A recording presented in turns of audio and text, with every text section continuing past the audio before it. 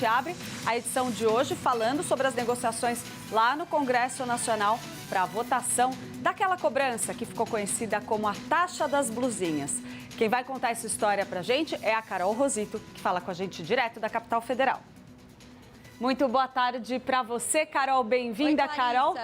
Foi muita polêmica aí ontem. Tá mais manso o clima por aí hoje?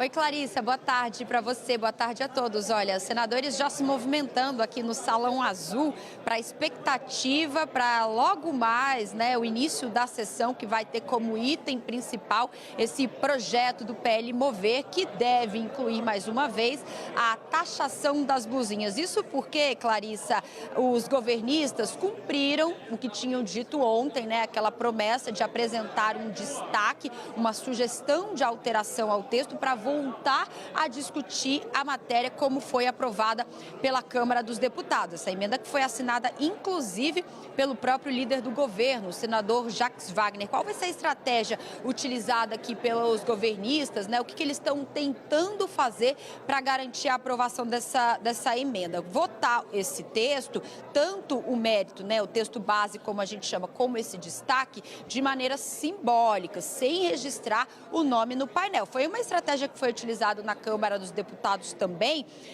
como uma forma ali de evitar a marca do parlamentar diante de uma medida que é considerada impopular no ano eleitoral. Enfim, tem essa preocupação que esse assunto acabe respingando em candidatos. A oposição, estava conversando aqui agora, acha um pouco difícil deixar passar isso de maneira simbólica. Vão pedir para que, de fato, abra o painel e façam ali o registro para que todo mundo veja quem está votando em quê, Se está votando a favor ou se está votando contra a taxação desses importados. O fato é que essa decisão do Rodrigo Cunha, do senador relator, ontem, de retirar a taxação dos importados, das compras internacionais de até $50, que é isso que está pegando dentro do texto, pegou todo mundo de surpresa, base governista principalmente, que acusou o relator de descumprir um acordo que foi fechado diretamente com o Palácio do Planalto.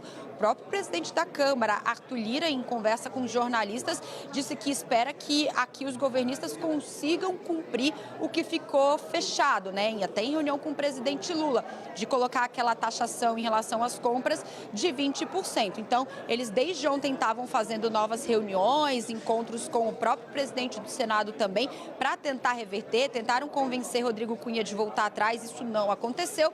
A estratégia foi, então, apresentar essa emenda, esse destaque, como eu disse, essa sugestão de alteração ao texto.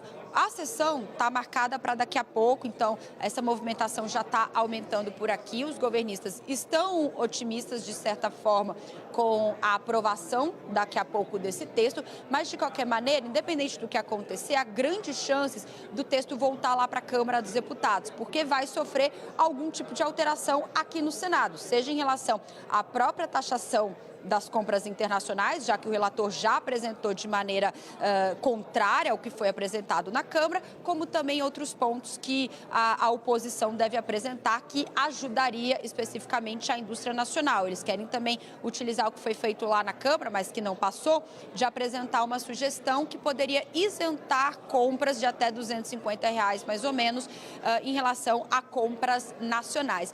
Fato é, Clarissa, que há ainda um embate, uma dúvida do que vai acontecer daqui a pouco dentro do plenário do Senado. Portanto, a gente segue daqui acompanhando tudo de perto, viu? Eu volto com você.